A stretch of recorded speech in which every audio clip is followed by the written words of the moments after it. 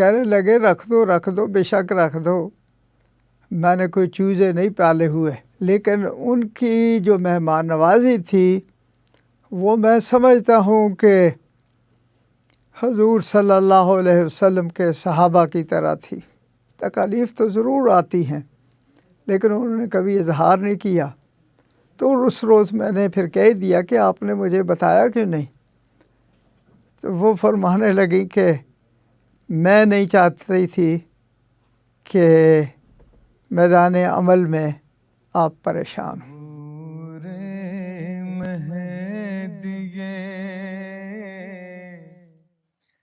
آخر زمان ہے سنبھل جاؤ۔ اعوذ باللہ من الشیطان الرجیم، بسم اللہ الرحمن الرحیم۔ سامعین کرام، ہماری آج کی پوڈ کاسٹ مسیح پاک کے ایک ایسے غلام سے متعلق ہے کہ جو اپنی انکساری، خدا ترسی اور صدق و صفا جیسے اوصاف کے باعث جرمنی بھر کی جماعت میں ہر دل عزیز ہیں۔ ہماری مراد سلسلہ عالیہ احمدیہ کے دیرینہ خادم اور سابق مشنری انچارج جماعت احمدیہ جرمنی مولانا حیدر علی ظفر صاحب سے ہے، جن کی داستان حیات پر مبنی سلسلے کی تیسری پوڈ کاسٹ میں آج آپ دیگر حالات کے علاوہ 1969 کے جلسہ سالانہ قادیان کے بارے میں سنیں گے۔ اکرام ضیف، جس میں ہمارے پیارے آقا و مولا حضرت محمد مصطفیٰ صلی اللہ علیہ وسلم اور آپ کے صحابہ کرام نے بے نظیر نمونے دکھلائے، اور پھر اپنے آقا و مولا محمد مصطفیٰ صلی اللہ علیہ وسلم کی اتباع میں حضرت مسیح موعود علیہ الصلوۃ والسلام نے مہمان نوازی کی نئی مثالیں قائم کیں۔ درویشان قادیان نے اس اکرام ضیف کی یاد تازہ کر دی، جو باوجود تنگی حالات کے جلسے پر آئے مہمانوں کو اپنے پر ترجیح دیتے ہوئے ان کی ہر قسم کی ضروریات کا خیال رکھتے۔ اس پوڈ کاسٹ میں مولانا نے اپنے ساتھی مسافر کا واقعہ بھی بتایا، جن کا بزرگانہ فعل ہم سب کے لیے مشعل راہ ہے۔ اسی طرح عثمان چینی صاحب کے تقویٰ کی باریک راہوں پر عمل کرنے سے متعلق ایمان افروز واقعہ بھی اس پوڈ کاسٹ کا حصہ ہے۔ اس سعادت مند نیک دل نوجوان نے اپنے عظیم استاد کی اپنی شادی کے موقع پر دی ہوئی نصیحت پر عمل کر کے عمر بھر فائدہ اٹھایا اور شاندار محبتوں بھری زندگی گزاری۔ اللہ تعالیٰ نے ان پر یہ انعام کیا کہ ایسی نیک سیرت، متوکل اور قناعت پسند رفیقہ حیات عطا کیں، جو زمانہ وقف زندگی میں آنے والی مشکلات کے بارے میں کبھی حرف شکایت زباں پر نہ لائیں۔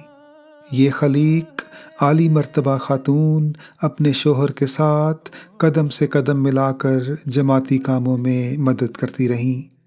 آئیں مولانا کی زبانی ان کی داستان حیات کی تیسری قسط ملاحظہ فرمائیں۔ کہہ دو اس کا مسکن قادیہ ہے۔ بسم اللہ الرحمن الرحیم۔ ڈاکٹر شکیل احمد صاحب کے یوٹیوب چینل القلم کے لیے یہ میں انٹرویو دے رہا ہوں۔ اس یوٹیوب چینل سے ڈاکٹر صاحب کا کوئی مالی فائدہ نہیں ہے، وہ صرف ایک لحاظ سے تاریخی ریکارڈ جمع کرنے کے لیے انٹرویو لیتے ہیں۔ گو میں نے اس چیز کا ذکر کر دیا تھا کہ 1970 میں جامعہ احمدیہ کی تعلیم میں نے مکمل کر لی تھی، لیکن اس تعلیم کے دوران جو ساری باتیں ہوتی ہیں وہ تو بیان نہیں ہو سکتی، کوئی چیدہ باتیں کچھ بیان کی تھیں، بعض ایسی چیزیں ہیں جن کا میں اب ذکر کرنا چاہتا ہوں۔ ان میں سے ایک تو یہ ہے کہ 1969 میں اللہ تعالیٰ کے فضل کے ساتھ مجھے قادیان کے جلسہ سالانہ میں بھی شامل ہونے کا موقع ملا۔ ایک محدود تعداد میں لوگوں کو جانے کی اجازت ملتی تھی، تو میں نے درخواست دی، بہرحال وہ منظور ہو گئی، اور پھر وہ وقت آ گیا کہ ہم رفح سے روانہ ہوں۔ روانگی کے وقت پتہ چلا کہ امیر قافلہ پروفیسر نصیر احمد خان صاحب ہیں، جبکہ اسی قافلہ میں ناظر خدمت درویشاں پرنسپل جامعہ احمدیہ جو تھے سید میر داؤد احمد صاحب، وہ بھی شامل تھے۔ تاہم جو قافلہ کا امیر تھا وہ پروفیسر نصیر احمد خان صاحب تھے، جو ٹی آئی کالج کے پروفیسر تھے۔ بہرحال روا سے روانہ ہو کر ہم واگا بارڈر پر پہنچے، تو ادھر اس بارڈر سے کلیئرنس کے بعد دوسرے جو انڈیا کا بارڈر ہے وہاں تک پھر پیدل ہی جانا تھا اور اپنا سامان خود ہی اٹھانا تھا۔ اس لیے وہاں انتظامیہ نے یہ کیا کہ جو بعض بزرگان تھے بڑی عمر کے، ان کے سامان بہرحال دوسروں کو اٹھوا دیے، خدام کو۔ تو ان خدام میں میں بھی تھا۔ تو جب انتظامیہ کا ایک شخص میرے سر کے اوپر ایک اٹیچی کیس رکھنے لگا، تو ساتھ ہی کھڑے تھے ہمارے پرنسپل صاحب سید میر داؤد احمد صاحب۔ وہ فرمانے لگے، رکھ دو بے شک رکھ دو، میں نے کوئی چوزے نہیں پالے ہوئے۔ سامان پھر اس طرح رکھا گیا، اور اپنا سامان بھی اور کسی اور بزرگ کا سامان لے کر ہم دوسری طرف چلے گئے۔ وہاں سے پھر امیگریشن جو ان کی ہے کلیئر ہونے کے بعد آگے قادیان سے ناظر امور عامہ تھے، وہ آئے ہوئے تھے چند افراد کے ساتھ، انہوں نے ریسیو کیا۔ پھر آئندہ کا جو پروگرام تھا بتایا، اور کچھ دیر ہم بسوں پر گئے، پھر آگے کے ریلوے اسٹیشن سے ریل گاڑی پر قادیان گئے۔ قادیان کا میں جو منارۃ المسیح ہے، جس کی بنیاد تو حضرت مسیح موعود علیہ الصلوۃ والسلام نے خود رکھی تھی، تاہم اس کی تکمیل جو ہے وہ 1915 میں ہوئی تھی، حضرت خلیفۃ المسیح ثانی رضی اللہ تعالیٰ عنہ کے دور خلافت میں۔ تو وہ دور سے ہی نظر آ جاتے ہیں ٹرین میں بیٹھے ہوئے۔ تو وہاں سے پھر احباب نعرے لگانے شروع کر دیتے ہیں۔ تو جب ہماری گاڑی وہاں پہنچی قادیان کے ریلوے اسٹیشن پر، یہاں یہ ذکر کر دوں کہ قادیان تو ایک پرانا قصبہ ہے، تاہم اس میں جو ریلوے تھی وہ 1928 میں آئی تھی، حضرت مسیح موعود علیہ الصلوۃ والسلام کے زمانہ میں نہیں آئی تھی، اس کے بعد کی بات ہے۔ تو وہاں سے بھی جو انتظامیہ تھی وہ ہمیں لے کے گئی محلہ احمدیہ میں، قادیان جو سٹی ہے اس پہ سے کچھ گزر کر آگے آتا ہے۔ تو وہاں پر جلسہ سالانہ میں شامل ہونا اصل مقصد تھا۔ اس کے علاوہ جو مقدس مقامات تھے وہ بھی دیکھے، بیت الذکر، بیت الفکر وغیرہ۔ تو وہاں کی جو خاص بات جس نے مجھے متاثر کیا وہ یہ تھی کہ جو بھی درویشان تھے، درویشان کے بچے تھے، وہ مہمانوں کی ہر قسم کی خدمت کرنے کے لیے تیار تھے، بھاگ بھاگ کر آتے تھے، صرف ظاہری لحاظ سے نہیں بلکہ اس لحاظ سے بھی جلسہ تو 3 دن کا ہوتا ہے، ہم چند دن زیادہ ٹھہرے تھے آگے پیچھے سیر کروانے کے لیے، اور خاص طور پر یہ ہے کہ چائے وغیرہ ضرور پوچھتے تھے۔ وہاں پر دکانیں بھی تھیں اور وہاں سے بڑی اچھی چائے ملتی تھی، تو ان کی یہی خواہش ہوتی تھی کہ کسی مہمان کو چائے پلا دیں۔ اور اسی طرح بہشتی مقبرہ ذرا ایک طرف ہے، اس وقت درمیان میں سے ایک ڈھاب تھی، اس سے گزر کر دوسری طرف جانا ہوتا تھا، تو بہرحال اس چیز کی بھی وہ پیشکش کرتے تھے کہ بھائی بہشتی مقبرہ جانا ہے، میں لے چلتا ہوں۔ تو گو مالی لحاظ سے وہ لوگ اتنے مستحکم نہیں تھے، لیکن ان کی جو مہمان نوازی تھی وہ میں سمجھتا ہوں کہ حضور صلی اللہ علیہ وسلم کے صحابہ کی طرح تھی۔ حضور صلی اللہ علیہ وسلم کے صحابہ کے بارے میں آتا ہے قرآن مجید میں، اعوذ باللہ من الشیطان الرجیم وَيُؤْثِرُونَ عَلَىٰ أَنفُسِهِمْ وَلَوْ كَانَ بِهِمْ خَصَاصَةٌ، کہ تنگی ہونے کے باوجود وہ دوسرے لوگوں کو اپنے پر ترجیح دیتے تھے، ان کی ضروریات کا خیال رکھتے تھے۔ تو یہی کم و بیش صورتحال میں نے ان درویشان میں بھی دیکھی۔ وہاں پر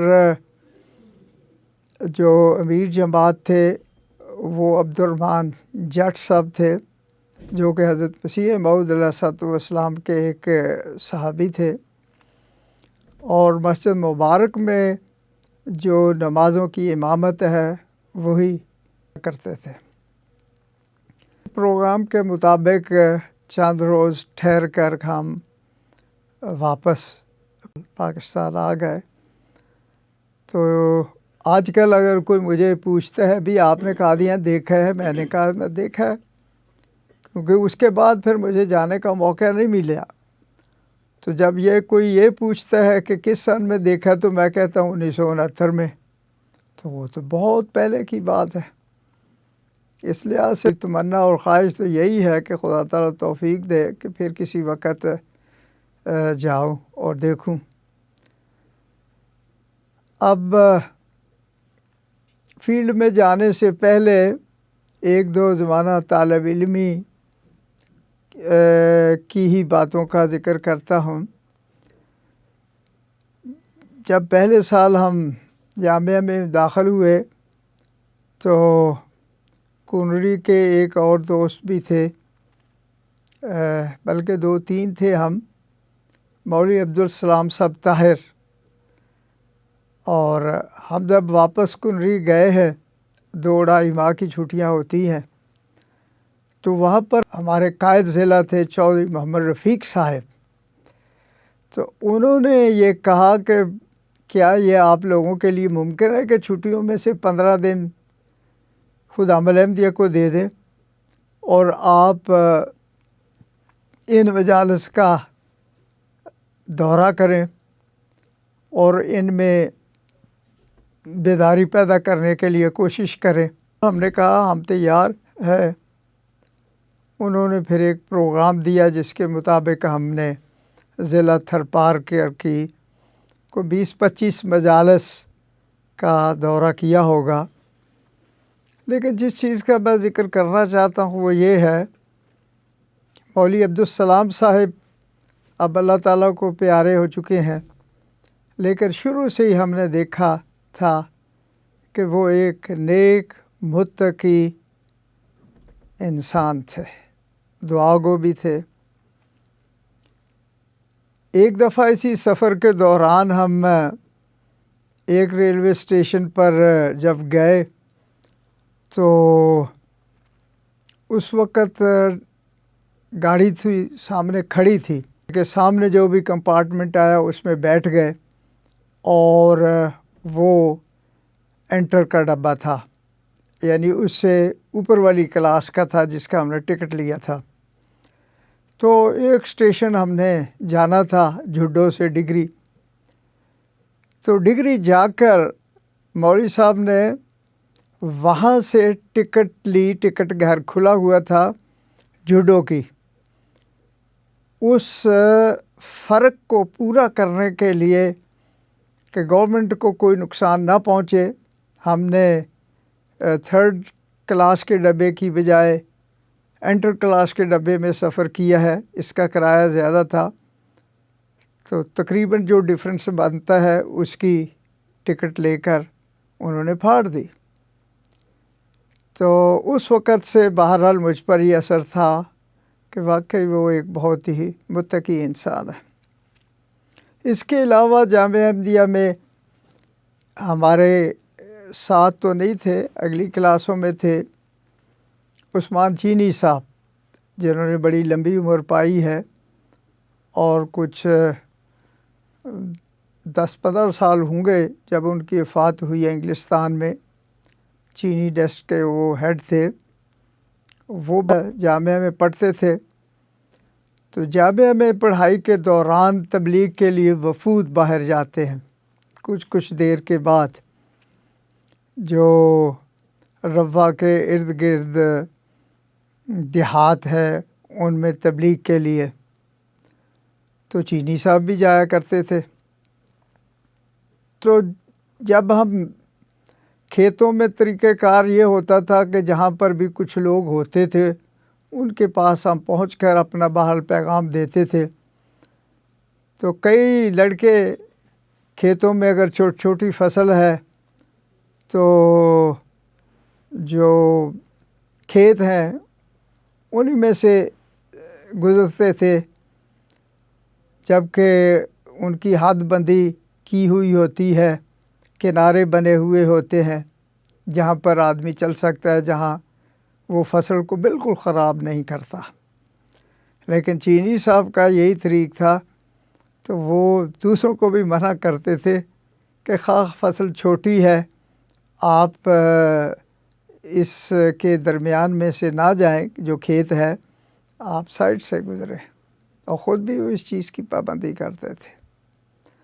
ہے چھوٹا سا واقعہ، لیکن یہ جو تعلیم ہے حضرت مسیح موعود علیہ الصلوۃ والسلام کی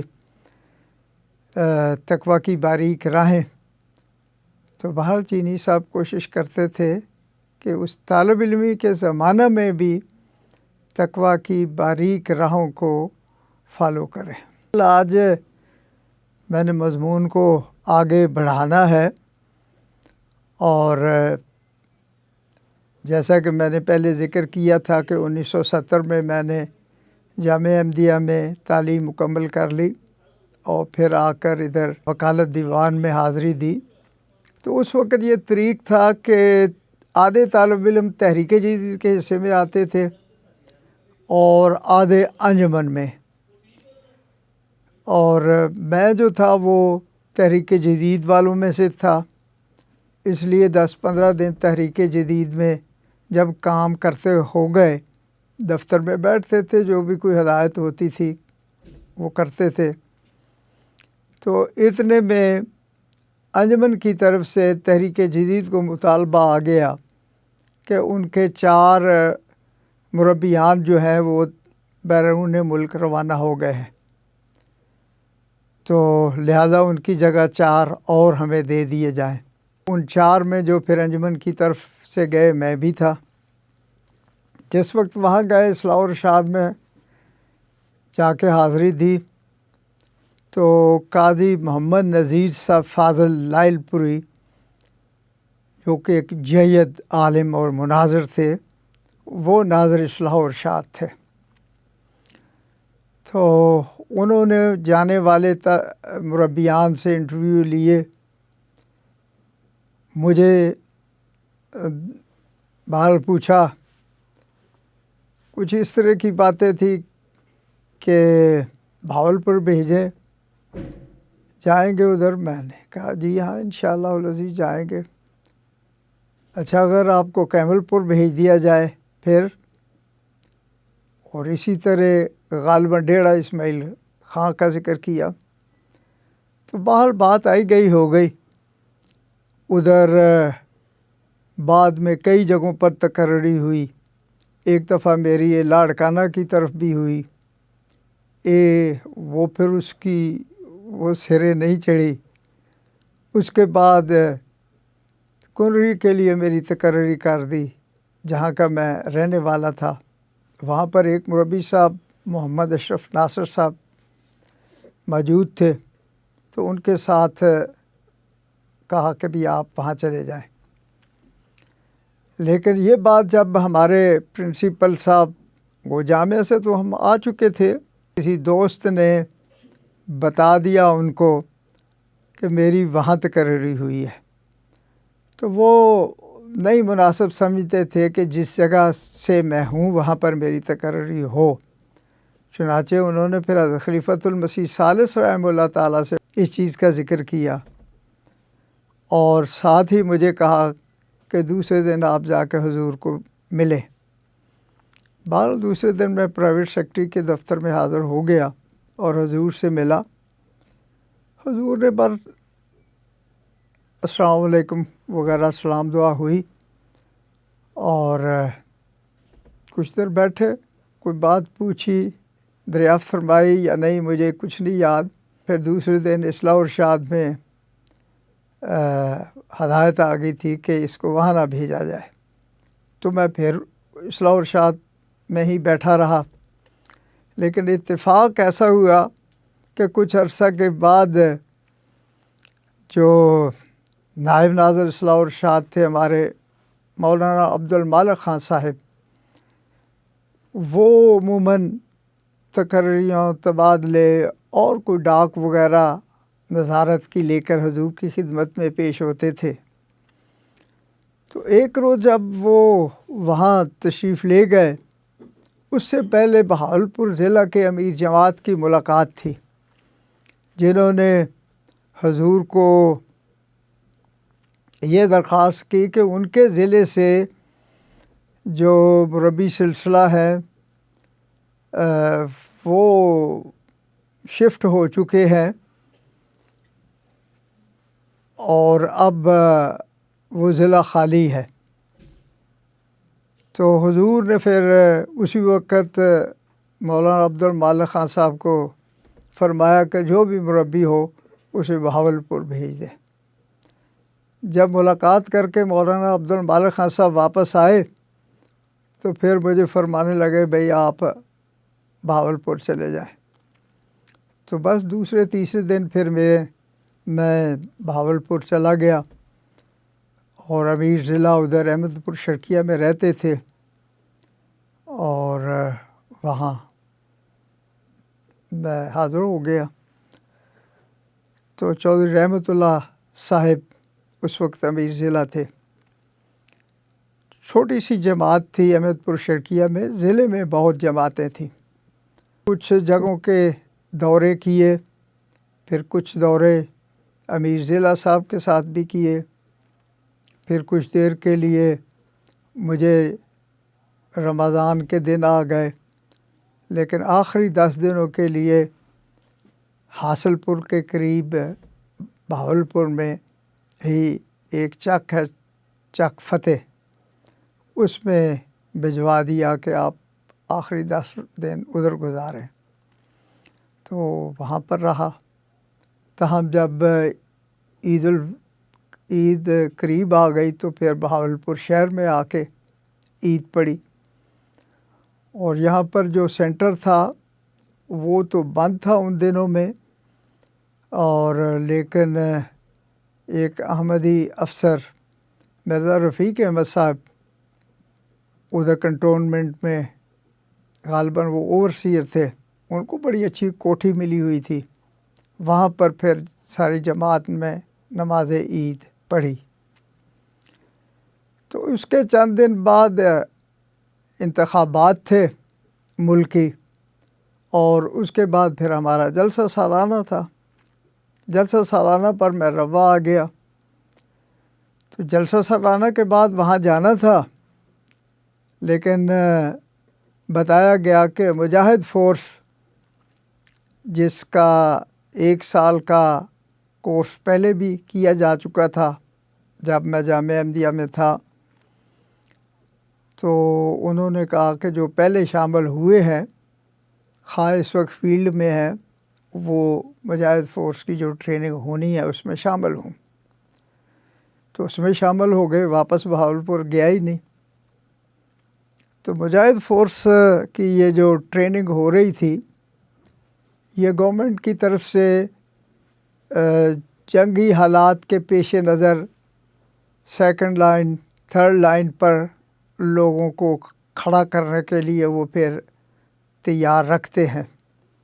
کالجوں میں بھی ایسی ٹریننگ ہوتی تھی، اور یہاں 4 کمپنیاں تھیں، ایک احمد نگر کی، ایک روا کی، ایک چلیوٹ کی، ایک رجوع کی۔ تو یہ تو مہینے کے بعد اکٹھے ہوتے تھے جب آخری پروگرام ہوتا تھا، تاہم ہم جو ٹی آئی کالج کا نیو کیمپس تھا دارالعلوم کے آگے، تو وہاں پر یہ ٹریننگ ہوتی تھی۔ تو اس کے مہینے کے 29 دن، تقریباً 28-29 دن گزر چکے تھے، اور بالکل تیاریاں ہو رہی تھیں کہ اب 1-2 دنوں کے بعد چنوٹ پھر سب کمپنیوں نے اکٹھا ہونا ہے۔ تو اتنے میں ہم بیٹھے، وقفہ تھا، تو امور عامہ کی طرف سے کوئی صاحب آئے، یعنی جو کارکن تھے، وہ آ کر ملے، جو ہماری کمپنی کے ہیڈ تھے قاسم صاحب، اور پھر وہاں سے اعلان ہو گیا۔ ہم سب لوگ وقفہ کر رہے تھے، کھانا وغیرہ کھا رہے تھے، تو اعلان یہ ہوا کہ یہ 3 جوان جو ہے یہ آ جائیں، منصور احمد عمر صاحب، صالح محمد خان صاحب، اور پھر میرا نام تھا۔ ہم ادھر پیش ہو گئے، انہوں نے کہا بھئی آپ کے لیے یہ ہدایت ہے کہ فوری طور پر آپ پہنچیں، جا کے وکالت تبشیر میں رپورٹ کریں۔ اسی دن ہی شام کو جا کے وکالت تبشیر میں چلے گئے، تو انہوں نے پھر بتایا کہ آپ کی زبانیں سیکھنے کے لیے سلیکشن ہوئی ہے، آپ 1-2 دنوں میں راولپنڈی چلے جائیں۔ انہوں نے بتا دیا تھا کہ صالح محمد خان صاحب نے فرانسیسی سیکھنی ہے، اور مکرم ملک منصور احمد عمر صاحب نے اور خاکسار نے جرمن زبان سیکھنی ہے۔ تو بہرحال جلد یا بدیر وہاں پر داخلہ ہوا، تو 2 سال تک وہاں پر پھر ہم نے تعلیم حاصل کی، اور 72 کے آخر تک۔ لیکن اس سال کے درمیان میں، یعنی 71 کے آخر پر جب جنگ ہوئی ہے، جب کہ بنگلہ دیش جو ہے وہ پھر علیحدہ ہو گیا، تو چھٹیاں ہو گئی تھیں، تو ہم روا آئے۔ روا ان دنوں میں جماعت نے پاکٹ سائز قرآن مجید شائع کرنا تھا، اور اس زمانہ میں کچھ پاکستان سے جو قرآن مجید شائع ہو کر باہر جاتے تھے، ان کے متعلق شکایات آئی تھی بعض مسلم ممالک کی طرف سے، ایک جنرل جو تھی۔ اس لحاظ سے پھر اس وقت جو ہماری طرف سے چیزیں شائع ہو رہی تھیں، تو ان کی مزید احتیاط کے لیے پھر بک بائنڈنگ سے پہلے، یا قرآن مجید کی جہاں جلد بندی ہوتی ہے اس سے پہلے، ہمیں 5-7 مربیان کو، جن میں ہم 3 تھے جو اسلام آباد سے آئے تھے، بھی لاہور بھیج دیا۔ تو وہاں ہم بہرحال اس کی صفحات چیک کرتے تھے بائنڈنگ سے پہلے، تاکہ کوئی ترتیب میں کمی بیشی نہ ہو۔ ہم نے وہ چیک کیے، تو اس طرح 10-15 دن کے بعد واپس آئے، جنگ ختم ہو گئی، ہم پھر وہاں چلے گئے۔ تو 72 کا سن بھی سارا ادھر ہی رہے، اور اس وقت ہم ہاسٹل میں داخل ہو چکے تھے۔ پہلے شروع میں کچھ رہائش کے لیے مشکلات تھیں، کبھی مسجد کے تہہ خانہ میں، کبھی وہاں ایک مربی ہاؤس تھا جو کہ متروک تھا، ادھر کوئی مربی رہتا نہیں تھا، بنا ہوا تھا۔ مربی صاحب جو تھے وہ بھی مسجد میں ہی رہتے تھے۔ تو لیکن بالآخر ایک وقت آیا کہ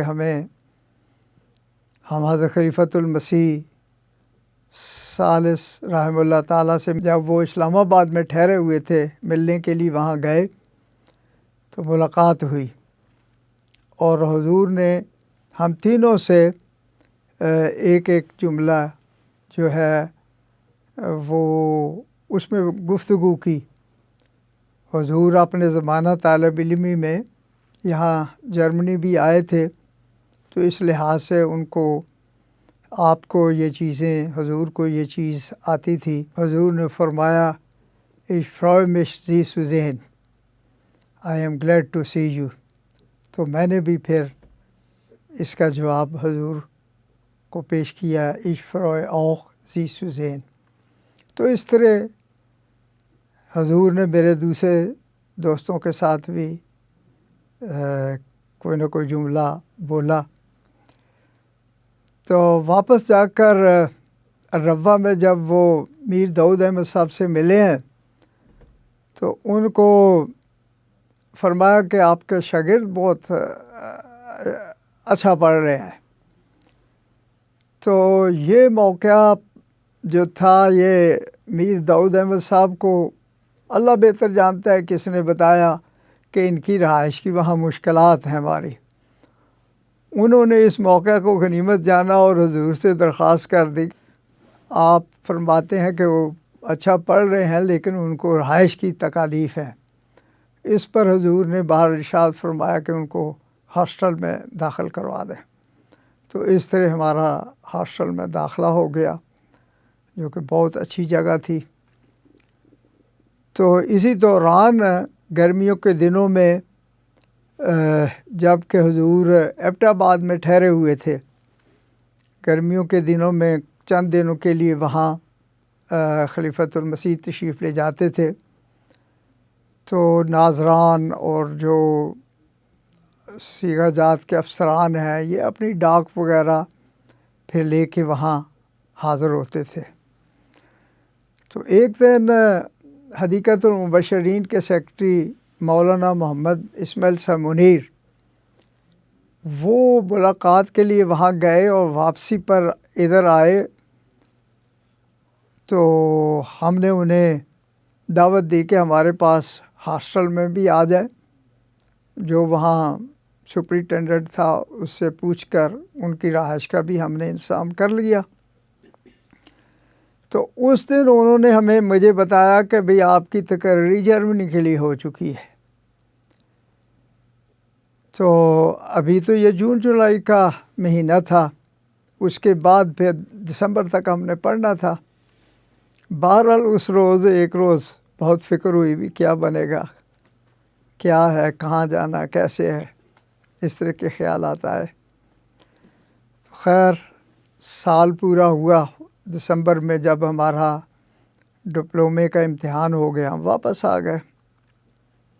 یہاں ضمن ذکر کر دوں وہ ڈپلومہ میں لے نہیں سکا، کیونکہ جب 1974 میں نے یہاں آنا تھا، اس کی تاریخ جو تھی وہ جنوری تھی، اور یونیورسٹی کی طرف سے اطلاع آئی تھی کہ آپ اپریل میں کنووکیشن ہو رہی ہے، آپ آ کر اپنا ڈپلومہ وصول کریں۔ تو میں نے ان کو بتا دیا کہ میں تو نہیں کر سکوں گا۔ تو خیر تعلیم مکمل کرنے کے بعد پھر ہم روا میں ہی تھے، اور دارالبرکات میں نے کرائے پر ایک مکان لے لیا، ہر روز تبشیر کے دفتر میں جاتے تھے۔ تو یہ 1973 کا جو سال ہے، اس میں پاسپورٹ پہلے بلکہ شناختی کارڈ، پھر پاسپورٹ جو ہے اس کو حاصل کیا، اسی طرح پھر یہاں ویزے کے لیے اپلائی کیا۔ تو یہ سارا سال اسی پروسیجر میں گزر گیا۔ تو یہ 73 کا سال ایک ایسا سال ہے جس میں سیلابوں کے متعلق سنتے ہیں کہ سیلاب بڑے آتے رہے ہیں، لیکن ہمارے سامنے بہرحال 1973 میں بہت بڑا سیلاب آیا تھا اور روا کے کئی محلوں میں بھی پانی آ گیا تھا، بارشیں بھی بہت ہوئی تھیں۔ تو سیلاب کے دنوں میں بہرحال میری ڈیوٹی لگی کہ بھائی لنگر خانے سے کھانا لے کر جو قریب دیہات ہیں وہاں لے کے جانا ہے۔ تو یہاں سے ٹرک پر ہم سامان رکھتے تھے۔ تو ایک دن ہم روا کے قریب ہی احمد نگر، جہاں پر ایک مضبوط جماعت ہے، احمد نگر تو روا کی آبادی سے پہلے سے ایک آباد گاؤں ہے، تو وہاں جانا ہے۔ تو وہاں گئے، سڑک پر پانی تھا، پانی میں ہی کھڑا کیا ٹرک کو۔ اتنے میں گاؤں سے جو صدر جماعت یا ان کے کوئی نمائندے کشتی لے کر آئے ہوئے تھے، اس میں کھانا رکھا اور لے کر پھر ہم اندر گئے جہاں کھانے کو تقسیم کرنے کا انتظام تھا۔ تو 1973 کے بعد بلکہ یوں کہنا چاہیے کہ میں نے ایک بہت ہی اہم ایونٹ کو تو چھوڑ دیا ہے۔ وہ ایونٹ ہے میری شادی کا۔ میرا جو نکاح تھا اس کا اعلان 29 دسمبر 1970 کے جلسہ سالانہ میں مسجد مبارک میں حضرت خلیفۃ المسیح ثالث رحمہ اللہ تعالیٰ نے فرمایا تھا۔ میری شادی سندھ میں ہی ایک ڈگری جماعت ہے، جگہ ہے بہت بڑی، اس لحاظ سے کہ وہ تحصیل ہیڈ کوارٹر تھا۔ تو وہاں حکیم چودھری سردار محمد صاحب کے گھر ہوئی۔ وہ تو وفات پا چکے تھے، بہرحال ان کی فیملی، اہلیہ، بیٹے بیٹیاں سب وہاں پر تھے۔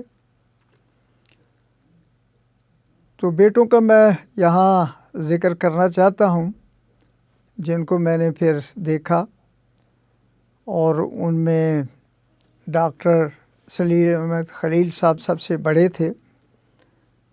وہ بعد میں ادھر جرمنی بھی آئے، ابھی چند سال ہوئے ان کو وفات پائے ہوئے۔ وہ یہاں پر قضاء میں بھی خدمت کرتے رہے ہیں۔ اور اس کے بعد ان کے بھائی پروفیسر افضال احمد منیر صاحب تھے، جو کہ عین جوانی کے عالم میں بہاولپور میں اچانک فوت ہو گئے۔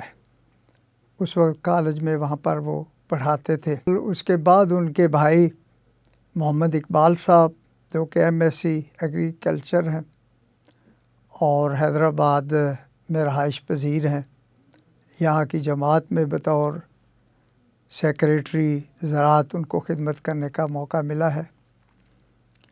اس کے بعد نعیم احمد صاحب، جو کہ یہاں پر ہیڈر صاحب میں رہتے رہے ہیں، اب انگلستان لیسٹر میں رہتے ہیں۔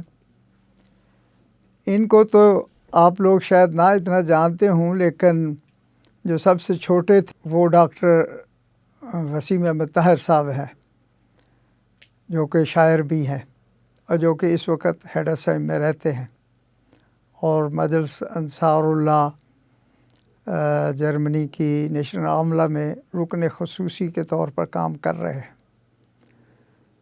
تو میں نے اپنے فادر ان لا کو تو نہیں دیکھا تھا، اس لحاظ سے میں نے مناسب سمجھا کہ ان کے بچوں کا بہرحال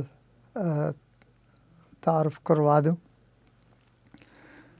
تو 15 جولائی کو میری شادی ہوئی تھی، اور اس کے کچھ دن بعد جو دعوت ولیمہ کی، اس میں اتفاقاً سے چودھری مبارک مصلح الدین صاحب، جو کہ وکیل المال ثانی تھے، وہ وہاں گئے ہوئے تھے تو انہوں نے دعا کروائی۔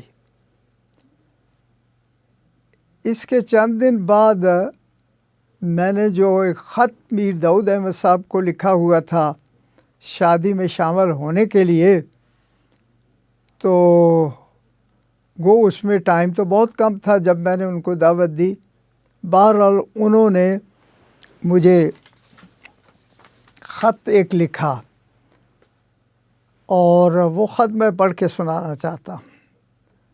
وہ اس لیے کہ اس میں نہ صرف میرے لیے بلکہ دوسرے احباب کے لیے یقیناً سبق آموز باتیں ہیں، بالخصوص واقفین زندگی اور مربیان سلسلہ کے لیے۔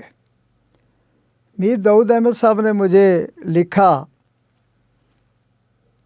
اپنے خط میں، اپنی محبت اور حسن سلوک سے اپنی رفیقہ حیات کا دل جیت لیں۔ محبت کے محرکات یا حسن میں یا احسان ہے۔ پھر لکھا، خدمت کرنا اور خیال رکھنا احسان کا جزو ہے۔ اس کے نتیجے میں آپ کی زندگی بہت خوشگوار کٹے گی اور آپ کے کام میں آپ کو مدد ملے گی انشاءاللہ۔ والسلام، سید داؤد احمد۔ تو بہرحال یہ جو ہدایت تھی اس کو میں نے فالو کیا اور اللہ تعالیٰ کے فضل کے ساتھ میرا یہ وقف کا عرصہ جو ہے، ساری زندگی جو ہے بہت خوشگوار گزری ہے۔ میری وائف اب اللہ تعالیٰ کو پیاری ہو چکی ہیں، لیکن ساری زندگی جہاں بھی جس وقت بھی کوئی ٹرانسفر ہوئی فوری طور پر ہم نے اس کو جوائن کرنے کی کوشش کی، اس کے لیے روانہ ہوئے۔ یہ تفصیلات اس کی انشاءاللہ آئندہ آئیں گی۔ آج ممکن ہے میں اپنی گفتگو کو ادھر ہی ختم کروں۔ تو مجھے بہرحال اس نصیحت نے بہت فائدہ دیا اور پوری زندگی میری اہلیہ نے بھی کبھی کوئی شکوہ نہیں کیا۔ وفات سے کچھ دن پہلے کچھ ایسا مجھے محسوس ہوا کہ وہ کچھ ذکر کر رہی ہیں کہ تکالیف کچھ آتی تھیں۔ تکالیف تو ضرور آتی ہیں، لیکن انہوں نے کبھی اظہار نہیں کیا۔ تو اس روز میں نے پھر کہہ دیا کہ آپ نے مجھے بتایا کیوں نہیں؟ تو وہ فرمانے لگی کہ میں نہیں چاہتی تھی کہ میدان عمل میں آپ پریشان ہوں، اس لیے میں نے اس کا ذکر نہیں کیا۔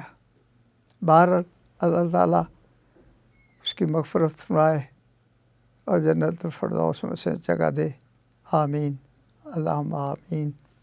وآخر دعوانا ان الحمدللہ رب العالمین۔